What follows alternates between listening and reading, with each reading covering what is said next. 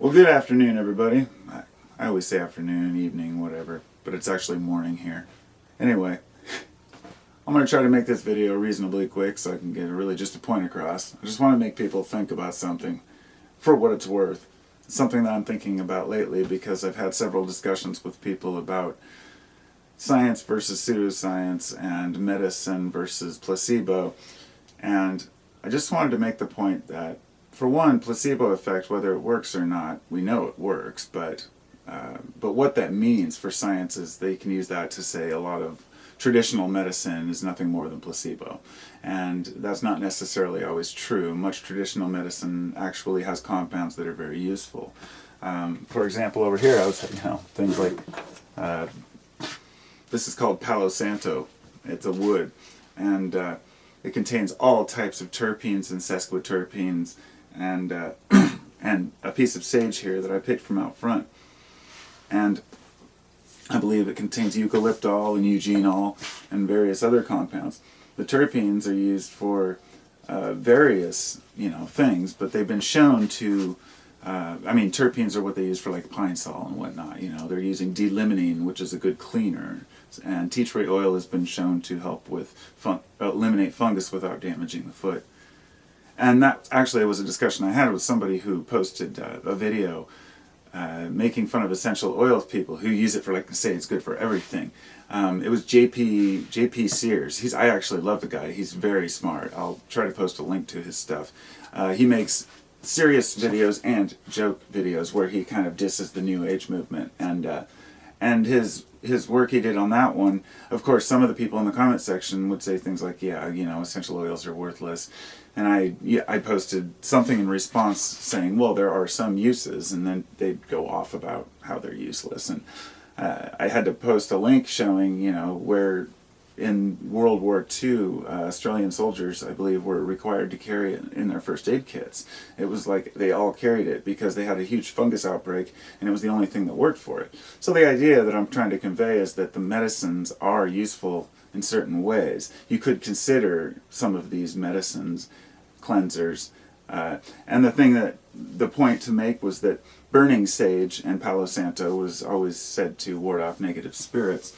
And the idea of negative spirits is basically no different than the idea of bad energy or negative, or rather harmful bacteria. And these both act as antiseptics. The terpenes in these will kill various bacteria and harmful organisms. So tea tree oil does the same thing, and that's how it works. That alone could show that there was useful effect in many of these things, but it was overlooked because people in modern day are so busy trying to prove how things work, we just don't understand how these things work. But to see that burning these two things actually releases these compounds which are shown to kill harmful viruses and bacteria, that alone should be evidence for people to say, okay, maybe there was something to it. I think that science has a huge benefit. It goes to pharmaceuticals too. Pharmaceuticals, there are many useful ones, but the people who believe in natural medicine just throw out everything. They say pharma is just trying to kill us. The fact is, many of these drugs are so useful in treating conditions.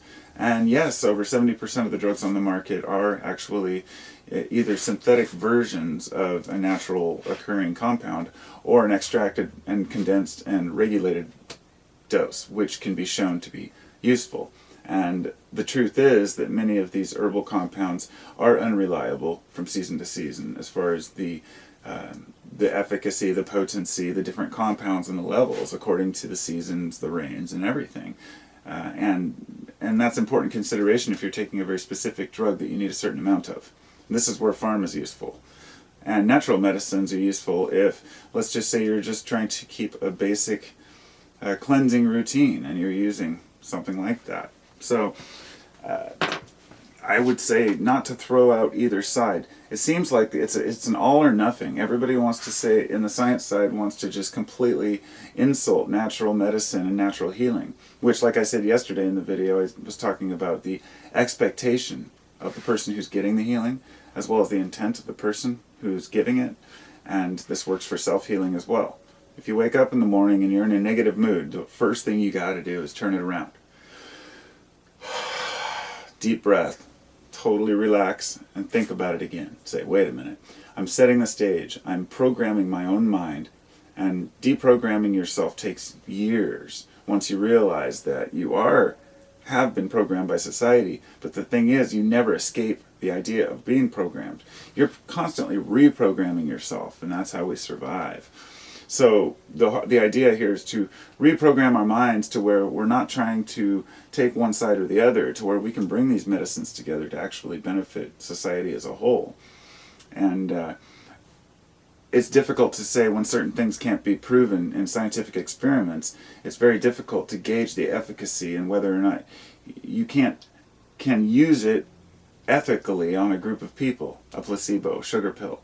Is that right? Is that wrong? And there's still a huge question about that. And that's the reason why many of these experiments haven't been done with these medicines, is because they're unreliable and it's difficult to gauge the success.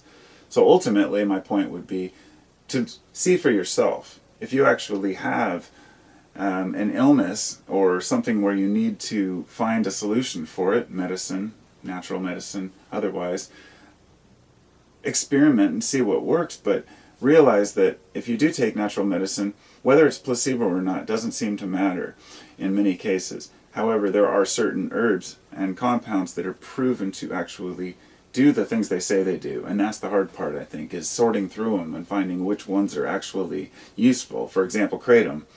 It's pretty obvious kratom works. Anybody who takes it, it's not a placebo effect.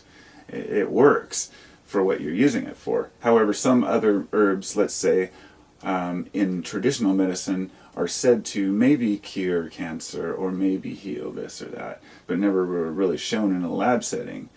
You'll realize many of the traditional Chinese medicines, they were used because they were rare. And rarity seemed to be a big player in what something was worth. Now, things like ginseng we know work. Of course, ginseng was a prized medicine, but so is rhino horn. Okay, so I think we've got to look at that a little closer and realize that many of the things were just elegant or rare, and many of the things actually worked. I mean, that's something we have to distinguish between. And only in the last 20 years have they been doing a lot more lab tests on things like kratom, canna, which there was an extract made from canna, which was called, the mesembrine is the main compound. So they made a drug called Zembrin, which was supposed to be like a Wellbutrin or a natural antidepressant. And so pharma isn't ignoring these substances. It's just difficult for them to patent anything that's natural. Impossible. So they're stuck with trying to sell what they have, and we have to see where we're being bullshitted too, and by ourselves. So it's not always the natural medicine that's bullshit, but it's not always pharma that's bullshit. It's just somewhere in between. Have a good day, everybody, and I'll talk to you